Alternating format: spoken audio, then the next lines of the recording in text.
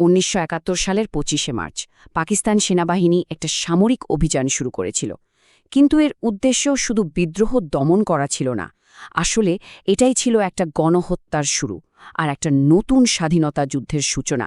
চলুন আমরা সেই ভয়াল রাতের ঘটনা আর তার পেছনের নিখুঁত পরিকল্পনাটা একটু তলিয়ে দেখি। আমরা আলোচনাটা শুরু করছি ঠিক সেই ভয়ঙ্কর রাতের মাঝখান থেকে। আচ্ছা, একবার কল্পনা করার চেষ্টা করুন তো। ২৫শে মার্চ ১৯৭১-এর রাত। পুরো ঢাকা শহরে কারফিউ জারি করা হয়েছে। রাস্তায় পাকিস্তানি সেনাদের টহল, আর বাতাসে কেমন একটা অজানা ভয়। কি হতে চলেছে তা ঠিকঠাক কেউই বুঝতে পারছিল না। সাংবাদিক অ্যান্টনি মাসকারেনহাসের এই একটা কথাই যেন সেই রাতের পুরো ভয়াবহতাকে তুলে ধরে। তার এই কথাগুলো আমাদের মনে করিয়ে দেয় এটা কোনো সাধারণ সামরিক অভিযান ছিল না। এটা ছিল মানবতার উপর এক চরম আঘাত। কাগজে কলমে এই অভিযানের নাম দেওয়া হয়েছিল অপারেশন সার্চ লাইট। এর প্রধান লক্ষ্য ছিল যে কোনো মূল্যে বাঙালি জাতীয়তাবাদী আন্দোলনকে একেবারে স্তব্ধ করে দেওয়া। এই সংজ্ঞাটা আমাদের আজকের আলোচনার মূল ভিত্তি। সেই রাতে যারা ঢাকায় ছিলেন তাদের অভিজ্ঞতাগুলো ছিল ঠিক এমনই। ট্যাঙ্কের কান ফাটানো আওয়াজ, দাউ দাউ করে জ্বলতে থাকা ঘরবাড়ি আর মানুষের চিৎকার, সব মিলিয়ে একটা নরক নেমে এসেছিল যেন। কিন্তু প্রশ্ন হল, একটা দেশের পরিস্থিতি কিভাবে এতটা খারাপ হতে পারে? একটা গণতান্ত্রিক নির্বাচনের পর কিভাবে একটা জাতি গণহত্যার শিকার হয়? চলুন এর উত্তরটা একটু খোঁজার চেষ্টা করি। এই টাইমলাইনটা একটু দেখুন। মাত্র কয়েকটা মাসের মধ্যে রাজনৈতিক পরিস্থিতি কত দ্রুত বদলে যাচ্ছিল। একটা ঐতিহাসিক নির্বাচনে জেতার পর ক্ষমতা পাওয়ার বদলে যা ঘটল তা ছিল এক কথায় চরম বিশ্বাসঘাতকতা, আর সেখান থেকেই সংঘাতের শুরু। এই চারটা দেখলেই পরিষ্কার বোঝা যায় যে আওয়ামী লীগের জয়টা কতটা বড় ছিল। পূর্ব পাকিস্তানের প্রায় সব আসনে তারা জিতেছিল, যা পশ্চিম পাকিস্তানের শাসক গোষ্ঠীকে একেবারে নাড়িয়ে দিয়েছিল।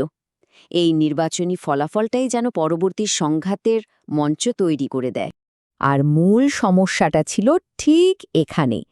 গণতান্ত্রিক রায়কে সম্মান না দেখিয়ে পশ্চিম পাকিস্তানি শাসকেরা জোর করে, সামরিক শক্তি দিয়ে সবকিছু নিয়ন্ত্রণে আনার পথ বেছে নেয়।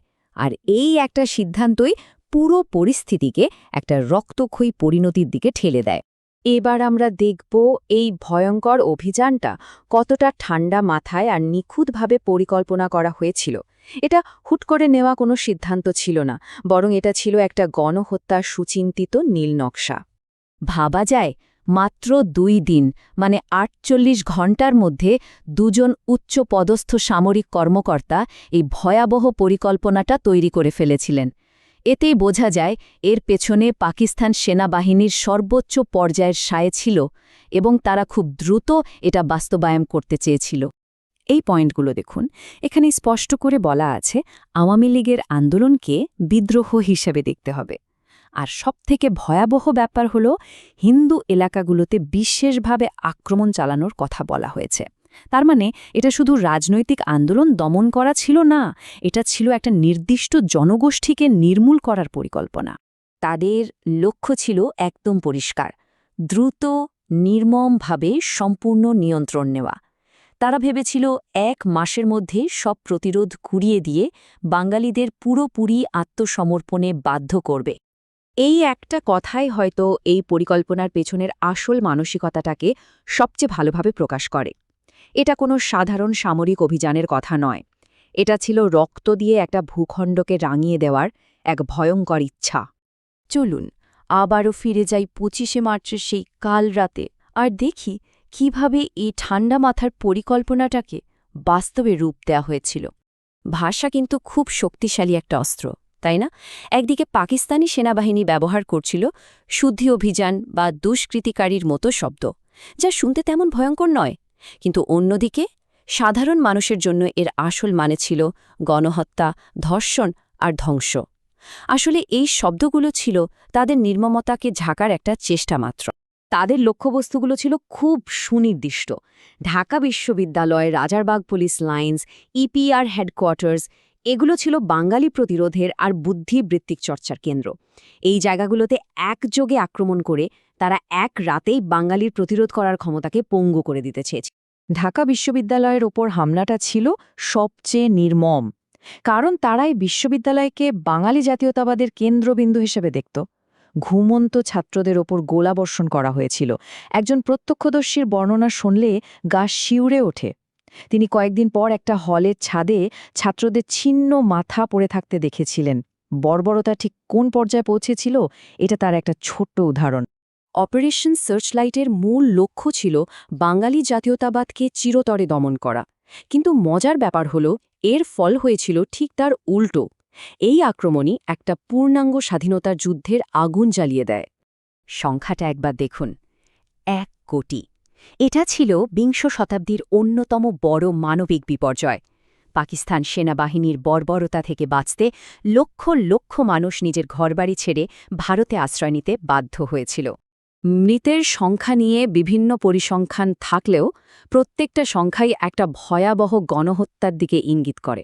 অপারেশন সার্চলাইট দিয়ে যে হত্যাকাণ্ড শুরু হয়েছিল তা পরে 9 মাস ধরে চলেছিল এবং লক্ষ লক্ষ মানুষের জীবন কেড়ে নিয়েছিল। শেষ পর্যন্ত অপারেশন সার্চলাইটের উদ্দেশ্য পুরোপুরি ব্যর্থ হয়েছিল। এটা পাকিস্তানকে এক রাখতে পারেনি, বরং একটা রক্তক্ষয়ী যুদ্ধের মাধ্যমে জন্ম দিয়েছিল একটা নতুন স্বাধীন দেশের। এই ছকটা দেখলে যুদ্ধের দুই পক্ষ আর তাদের লক্ষ্যটা একদম পরিষ্কার হয়ে যায়। একদিকে ছিল জোর করে অখণ্ড পাকিস্তান টিকিয়ে রাখার চেষ্টা, আর অন্যদিকে ছিল একটা জাতির স্বাধীন হওয়ার তীব্র আকাঙ্ক্ষা। এই প্রশ্নটা আমাদের সবার ভাবার জন্য রইল। ইতিহাস বারবার দেখিয়েছে যে জোর করে বা দমনপীড়ন চালিয়ে কোনো জাতির স্বাধীনতার আকাঙ্ক্ষাকে দাবিয়ে রাখা যায় না, বরং তাতে সেই আগুনটা আরও জ্বলে ওঠে। অপারেশন সার্চলাইট তার সবচেয়ে বড় প্রমাণগুলোর একটা।